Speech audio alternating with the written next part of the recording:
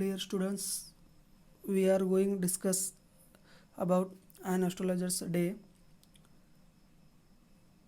म्हणजेच astrologers day title एका ज्योतिषाचा शुभ दिवस किंवा दिवस.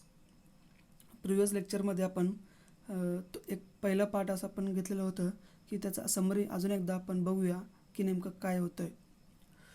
की ॲस्ट्रॉलॉजर्स म्हणजेच एक ज्योतिषाने आपलं जे काही साहित्य होतं, व्यवसायाचे साहित्य त्याने पसरलेलं होतं किंवा तर दुपारी ठीक दुपारी ओके. त्यावेळेस व्यवसाय चालू करण्यासाठी त्याने आपलं साहित्य पसरवलेलं होतं, ज्यात एक प्रकारचा डझनभर कवड्या होत्या आणि चौकोनी तुकडा असा एक रहस्यमय तक्ता होतं आणि एक वही आणि त्यासोबतच विविध असं लिहिलेलं एक तागपत्राचा गट्टा होता. तर त्याचं साहित्य आपण पसरलं ॲस्ट्रॉलॉजर्सनं. आणि नंतरनं त्याच्या कपाळावरती एक भडकदार असा रंगाचा राख आणि त्यासोबतच शेंदूर लावलेला होता आणि त्याचे डोळे असामान्य तेजस्याने चमकत होता की जेणेकरून तो ग्राहक त्याच्याकडे बघितलं की एक प्रकारचा काहीतरी शोध त्यांना मिळत असे की ग्राहकांना, आणि ग्राहक त्याच्याशी प्रेरित होऊन किंवा प्रेषित होऊन त्याजवळ यायचे. पुढे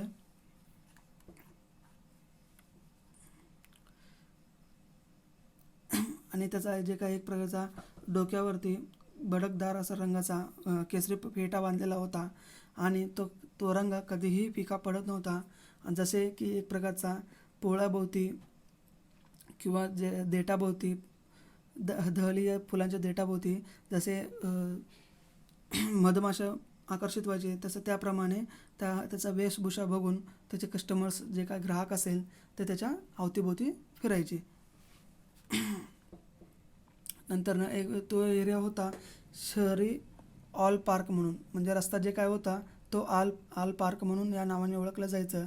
आणि तो जे काय ज्योतिष होता, ॲस्ट्रॉलॉजर्स होता, तो चिंचेच्या झाडाखाली टर्माइंड ट्री म्हणजे चिंचेच्या झाडाखाली तो बसलेला होता.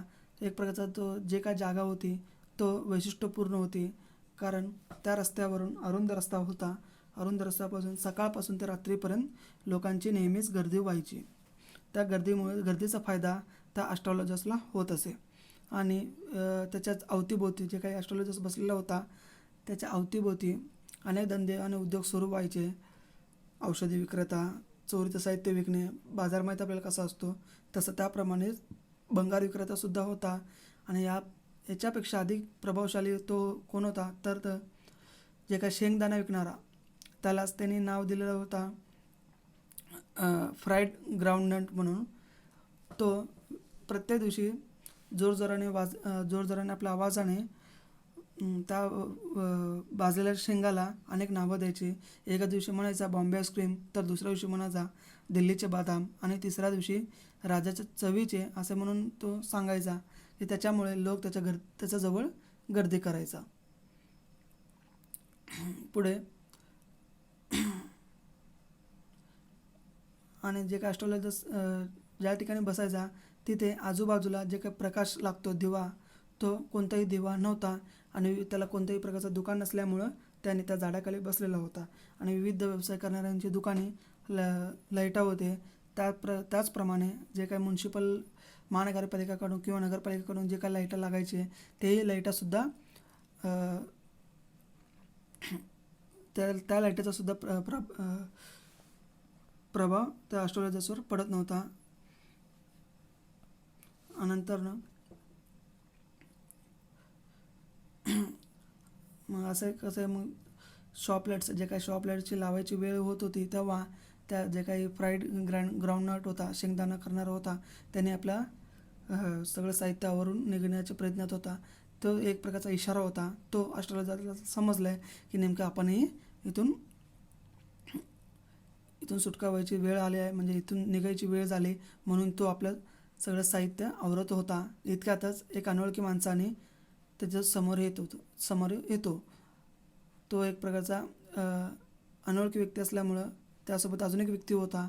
त्याला प्रश्न आपल्याला शंकेचे निरसन करून घ्यायचा असतो. कोणाकडे? तर ॲस्ट्रोलॉजर्सकडे.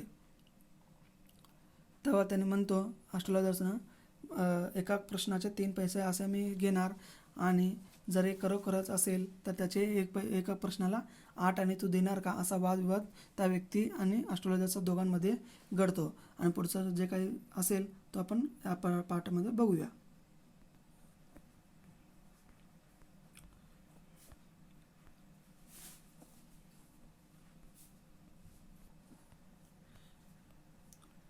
Okay, let's continue. Page number 5. The astrologers caught a glimpse of his face by the match light. आणि माचीसच्या जे काही मॅच लाईट म्हणजे माचीस, त्या प्रकाशात भविष्यकाराला त्या व्यक्तीच्या चेहऱ्याची झलक दिसली. ग्लिम्स मीन्स झलक. There was a pause as cars hooted on the road. Jutka drivers swore at their horses and the babble of crowd agitated the semi-darkness of the park. रस्त्यावर कारच्या आवाजामुळे ते टोळे थांबले आणि टांगा चालक जे काही हॉर्स रायडर म्हणतो किंवा जुटका ड्रायव्हर्स म्हणजे टांगा चालक, त्यांच्याकडे त्या घोड्यांकडे इशारा करू लागले आणि गर्दींचा गोंगाट त्या पार्क म्हणजे उद्यान, त्या उद्यानाच्या अर्धवट अंधाराची शांतता भंग करत होता. अगिटेड म्हणजे आंदोलन करणे, तसे त्या शांतता भंग करत होता. पुढे the other sat down sucking is cheroot puffing out sat there ruthlessly. तो दुसरा व्यक्ती आपली सिगारेट ओढत बसला, दूर बाहेर टाकत तेथे तो निर्दयपणाने बसला. रुटलेसली म्हणजे निर्दयपणाने बसणे. The astrologers felt very uncomfortable. भविष्यकाराला जे काही त्याचं वर्तन त्या व्यक्तीसमोर दुसऱ्या व्यक्तीचं वर्तन बघून अस्वस्थ वाटू लागला होता. आणि पुढं here take your anna back, I am not used to such challenges. हा तुमचा जे काय आणा होता तो वापस घ्या, मी अशा प्रकारचे आव्हान स्वीकारत नाही. It is late for me today. आज मला खूपच उशीर झालेला आहे असे सांगतो ॲस्ट्रॉलॉजर्सना. He made preparations to bundle up. त्याने आपलं जे काही साहित्य होतं तो आवरण्याची तयारी लागला होता. The other held his wrist and said, "You can't get out of it now. You dragged me in while I was passing." दुसऱ्या व्यक्तीने त्याचे मनगट पकडले आणि म्हणाला, आता तुम्ही यातून जाऊ शकत नाही, मी जात असतानाच तुम्हीच मला ओढलं.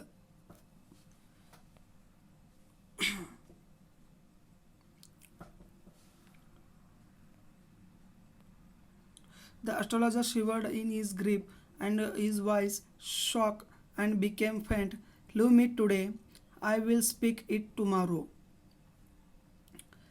त्याने पकडमध्ये भविष्यकाराने भीतीने तरतरू लागला होता. शिवरीड म्हणजे तरतर कापणे. आणि त्याचा आवाज एक प्रकारचा घहिवरला आणि हळू आवाजात मला म्हणतोय, कोण? ॲस्ट्रोलॉजर्सना, आज मला सोडा आणि मी उद्या तुमच्याशी बोलेन असे तो ॲस्ट्रोलॉजर्स म्हणतो. पुढे the other trust this palm in his face and said, challenge is a challenge, go on. The astrologers proceeded with his throat drying up, there is a woman. दुसऱ्या व्यक्तीने त्याच्या चेहऱ्यासमोर म्हणजे ॲस्ट्रोलॉजर चेहऱ्यासमोर तळहात खुपसला आणि म्हणाला, हे नेहमी आव्हान हे काय असतो? आव्हानच असणार. चॅलेंज म्हणजे चॅलेंजच असणार. तुम्ही पुढील काम करा. म्हणजे असं तो व्यक्ती म्हणतोय कोणाला? ॲस्ट्रॉलॉजर्सना. भविष्यकाराने आपला कोरडा पडणाऱ्या गळ्याने बोलायला सुरुवात केली. एक स्त्री आहे असे म्हणतो. Stop, sed the other, I don't want all that. Shall I succeed in my present search or not? Answer this and go. थांबा, असे दुसरा व्यक्ती म्हणतो, मला हे सर्व ऐकायचं नाही.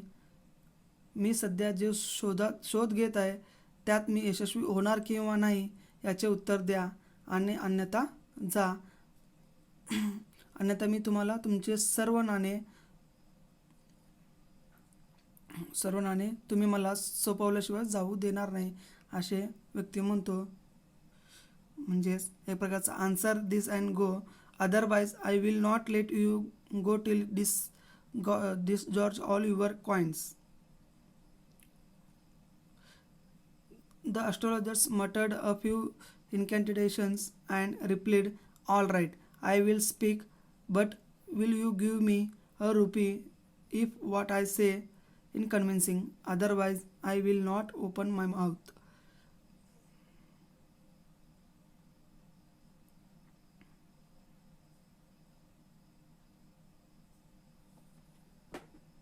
भविष्यकाराने काही मंत्र उच्चारले आणि त्या व्यक्तीला उत्तर दिले, ठीक आहे, मी सांगेल, परंतु मी जे काही सांगणार आहे ते समाधानकारक असेल तर तुम्ही मला 1 रुपये देणार का, असा प्रश्न समोरच्या व्यक्तीला, जे काही दुसरा व्यक्ती होता अनोळखी, त्याला बोलतो ॲस्ट्रॉलॉजर्सनं. Otherwise I will not open my mouth and you may do not what you like after a good deal for haggling. The other agreed. The astrologers said, you were left for dead. Am I right? पुढं, अन्यथा मी माझं तोंड उघडणार नाही, असे म्हणून astrologers म्हणतो, आणि तुम्हाला आवडेल तुम्ही ते करू शकता, असेही सुद्धा त्या दुसऱ्या व्यक्तीला बोलतो. थोडा वेळ बावताव म्हणजे दोघांचा मध्ये इनकॅन्टेशन्स म्हणजे बावताव किंवा थोडंसं वादविवाद झाल्यानंतर त्या दुसऱ्या व्यक्तीनं ते मान्य करतो आणि भविष्यकार पुढे म्हणतो, काय म्हणाला बघू, तुम्हाला मरणाच्या दारात सोडून दिलेले होते. You were left for dead. असे म्हणून माझे म्हणणे बरोबर आहे ना, असे म्हणतो कोण, ॲस्ट्रॉलॉजर्सनं त्या व्यक्तीला. मग हो, टेल मी मोर. असं, बरं ठीक आहे, मला अजून काहीतरी सांगा किंवा मला अजून काही सांगा, असे म्हणून त्या व्यक्तीनं ॲस्ट्रॉलॉजर्सला विनंती करतो. A knife has passed through you once, said the astrologers. एकदा तुम्हाला चाकू लागलेला आहे का, असे भविष्यकाराने त्याला प्रश्न विचारतो. कोणाला, त्या व्यक्तीला. Good fellow, he bared his chest to show the scar, what else. छान, म्हणजे गुड फेलो म्हणजे छान. भल्या माणसा, त्याने जखमेचे निशाण दाखवण्यासाठी त्याची छाती उघडली. चेस्ट मीन्स छाती उघडली. अजून काही, म्हणजे जे काही प्रश्न विचारायचा होता त्या व्यक्तीने आपलं जे काही शरीर होता, शरीराची छाती उघडून त्याने दाखवलेलं होतं. अजून काही याच्याविषयी बोल म्हणून. पुढे, and then you were pushed into well nearby in the field you were left for dead. आणि नंतर तुम्हाला शेताजवळ असलेला, फील्ड म्हणजे शेताजवळ असलेला एका विहिरीत ढकललेला गेले, तुम्हाला मरणाच्या दारात सोडून दिले गेले. वेल म्हणजे विहीर, तिथं विहिरीजवळ तुम्हाला ढकललं गेलं होतं आणि तुम्हाला मरणाच्या दारात सोडून दिला गेला, असे त्या ॲस्ट्रॉलॉजर्सनं त्या अनोळखी व्यक्तीला बोलतो. I should have been dead if some passer by had not chanced to peep in to the well, exclaim the other, overwhelmed by enthusiasm. मी मेलो असतो जर एखाद्या वाटरसूने किंवा वाटसरूने, जे काय पासर बाय म्हणजे का वाटसरू, पण जे रस्त्यावर ये जा करणारा व्यक्ती, योगायोगाने त्या विहिरीत वाकून पाहिले नसते तर दुसरा व्यक्ती उद्गारला, जे काही त्याच्यासोबत आलेला दुसरा व्यक्ती बोलतो आणि उद्गारतो, उत्साहाने तो भारावून गेलेला होता. याच्याविषयी जे काही दुसरा व्यक्ती सोबतही आला होता त्याला, जे काही पहिला व्यक्ती होता अनोळखी व्यक्ती, ते जे काही प्रकार घडलेला होता त्याला माहिती नव्हतं आणि ते अचानकपणे उत्साहाने, वेलम्ड बाय हिथुइझम म्हणजे भारावून गेलेला उत्साहाने, अति उत्साहाने. When shall I get at him he asked clinching his fist.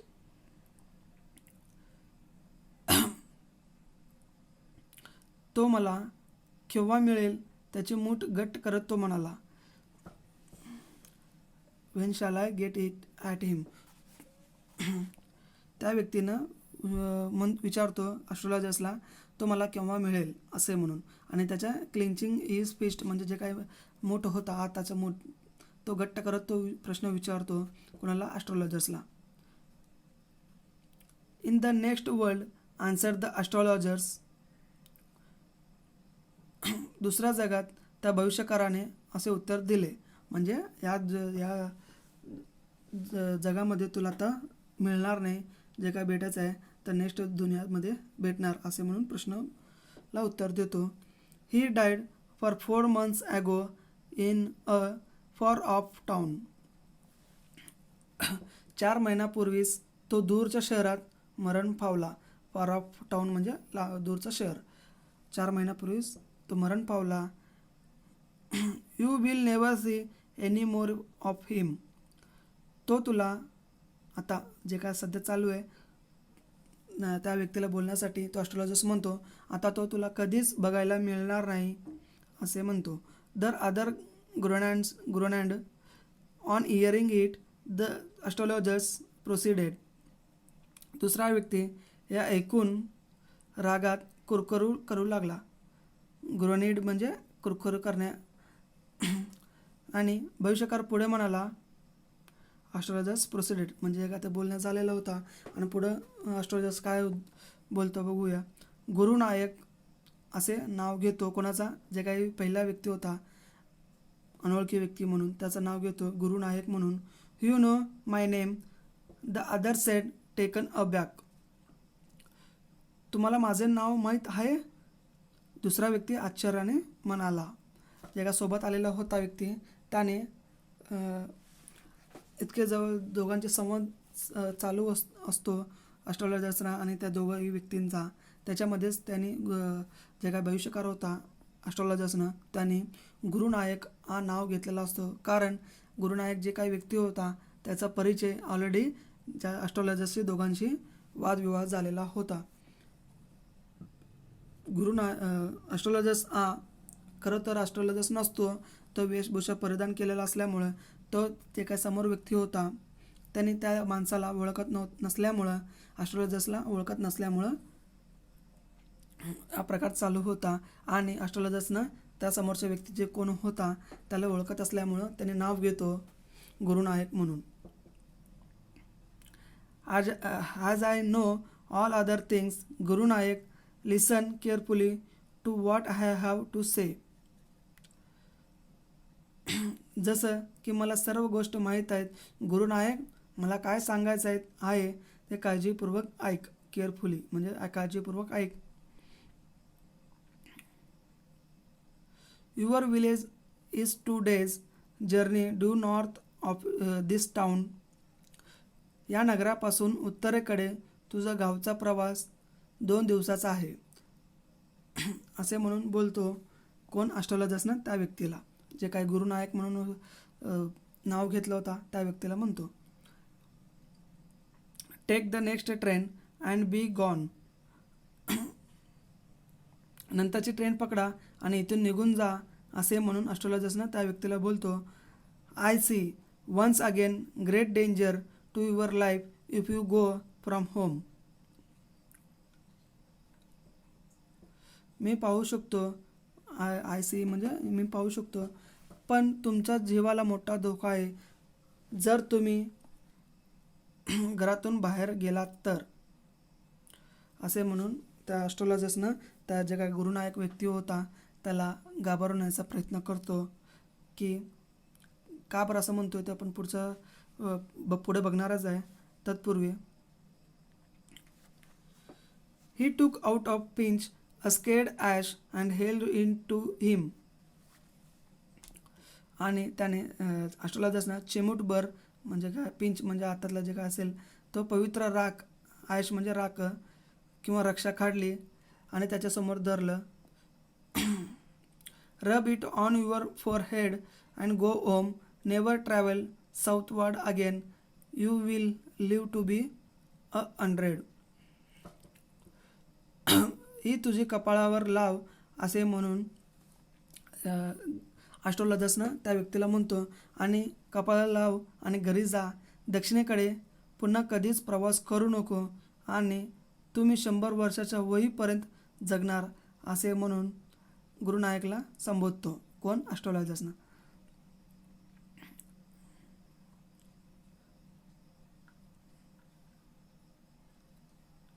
कारण का की जेणेकरून त्या व्यक्तीनं पुन्हा एकदा जर या रस्ता धरून जर आला असेल, परत त्या ॲस्ट्रोलॉजर्सला ओळखला असेल, ओळखल्यानंतर मग ॲस्ट्रोलॉजरच्या जीवाला खूप धोका असल्या कारणाने आधीच ओळखतो ॲस्ट्रोलॉजर्सनं, ज्योतिषानं, आणि त्यामुळे एक चांगली उपाययोजना म्हणून त्या मृत्यूपासून सुटका करून घेण्यासाठी, त्याने स्वतःला वाचवण्यासाठी ॲस्ट्रोलॉजर्सनं त्या व्यक्तीला बोलून दाखवतो की जेणेकरून या कपाळावरती जे काय राग होता तो लाव आणि घरी जा आणि दक्षिणेकडे कधीही पुन्हा प्रवास करू नको.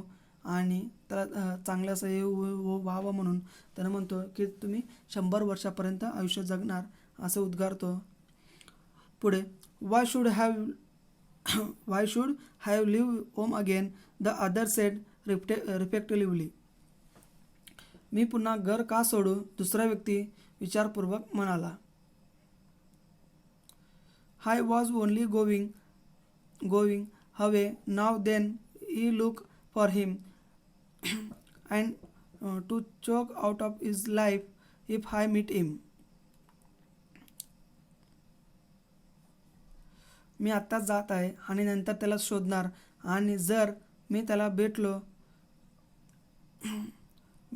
भेटलो तर त्याचा गळा दाबून प्राण घेईल असे बोलतो. He shook his head regretfully. He has escaped my hands.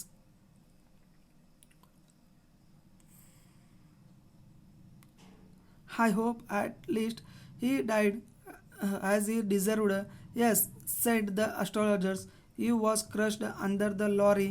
The other looked gratified to hear it. पुढे त्याने पश्चातापाने आपले मान हलवले आणि तो माझा आतून सुटला. मी आशा करतो शेवटी तो मरण पावला. तो त्याचा लायकीचा होता. हो, भविष्यकार म्हणाला. तो गाडीखाली दाबला गेला. हे ऐकून त्या व्यक्ती समाधानी झाला होता.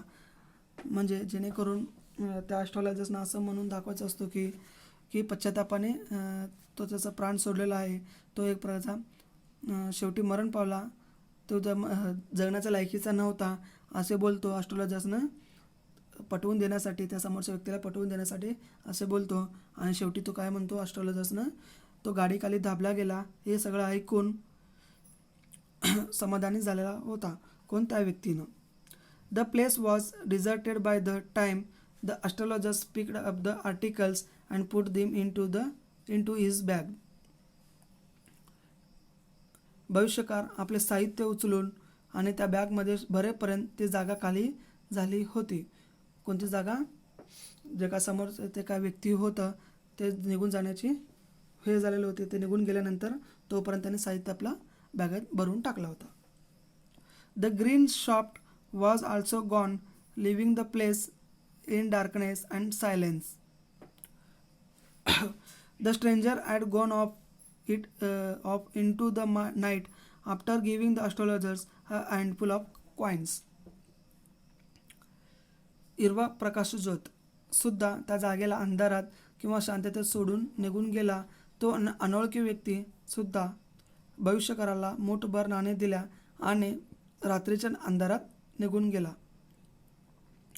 हँडफुल कॉईन्स, जे काय नाणं द्यायचे होते 8 आण्याच्या पेक्षा जास्त, म्हणजे 1 रुपयाच्या वर सुद्धा त्याने आपला मूठ हात भरून त्याने पैसे दिलेला होता. कोण? त्या अनोळखी व्यक्तीनं. कोणाला? ॲस्ट्रोलॉजर्सला. It was nearly midnight when the astrologers reached home.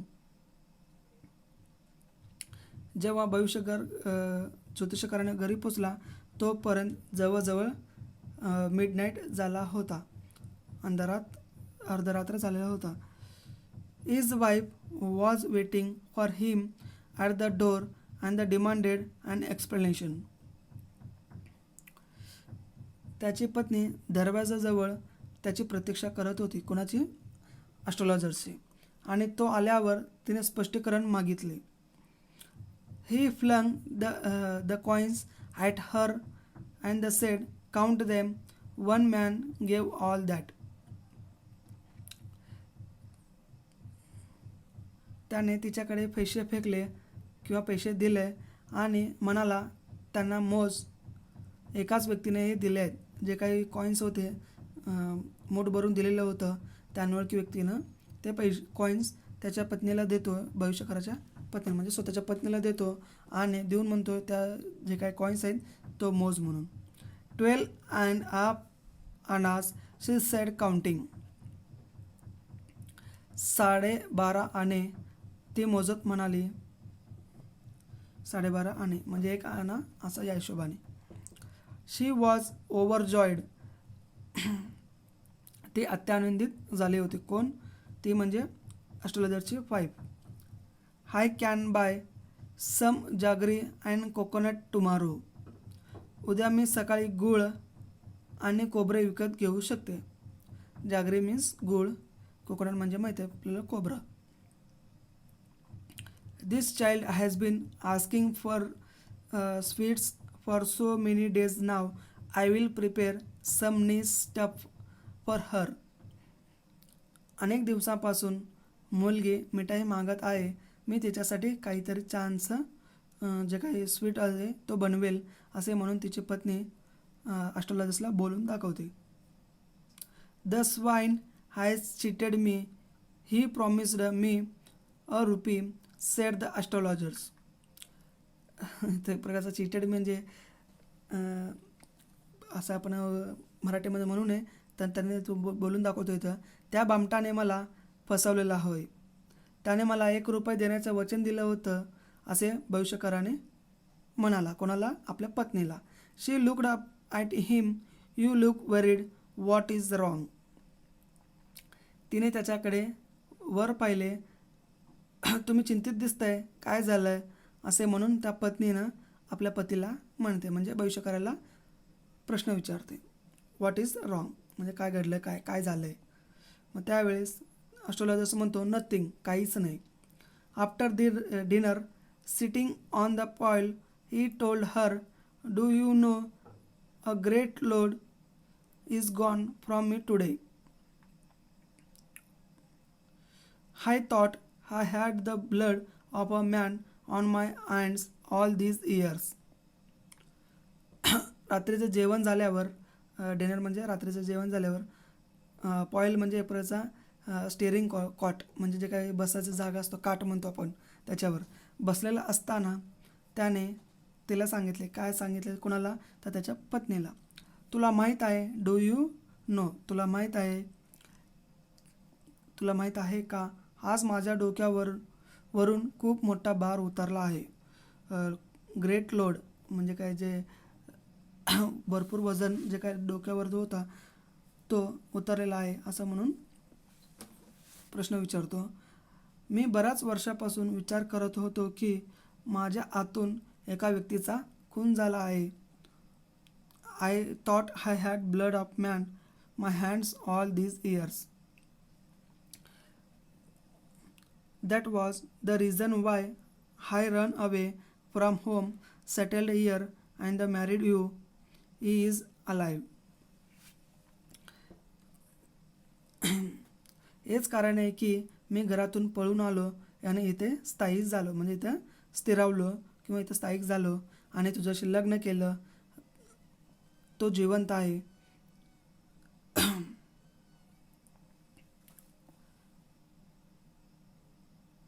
म्हणजे एक प्रकारचा ज्या गुरुनायक म्हणून व्यक्ती होता, त्याच्या मृत्यूच्या तांडवापासून त्याने सुटका करून आपलं गाव सोडून या गावी हॉल पार्क जे काय होतं टाऊनला तो वास्तव करण्यासाठी आला होता. आणि इथं आल्यानंतर विवाह करून त्या सुखसंसाराने तो नांदत होता. आणि परत एकदा तो गुरुनायक आल्यामुळं तो तिथून त्या माणसापासून सुटका करून त्याचा डोक्यावरचा भर उतरलेला आहे असं म्हणून आपल्या पत्नीला सांगतो. She gasped, you tried to kill him. तिने सुटकाचा श्वास सोडला. तुम्ही त्याला मारण्याचा प्रयत्न केला होता. असे म्हणून प्रश्न विचारते. Yes, in our village when I was silly youngster. हो, आमच्या गावात जेव्हा मी कोडकर तरुण होतो. सिली यंगस्टर म्हणजे कोडकर मुलगा किंवा कोडकर तरुण होतो. We drank, grumbled and quarrelled badly one day. आम्ही दारू प्यायचे. ड्रंक म्हणजे दारू पिणे. ड्रंक प्यायचे आणि गॅम्बल्ड म्हणजे एक प्रकारचा पत्ते खेळणे. पत्ते खेळायचो आणि एका दिवशी आमच्यात जोरदार भांडण झाले. क्विरेल्ड म्हणजे भांडण होणे. बॅडली वन डे, एका दिवशी आमच्या दोघांमध्ये भांडण झाले. Why think if it now time to sleep is said having the stretched himself on the पाईल.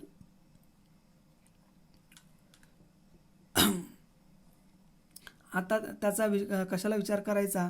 झोपण्याची वेळ झाली. तो आळस देत म्हणाला आणि त्याने काठीवर अंग टाकला.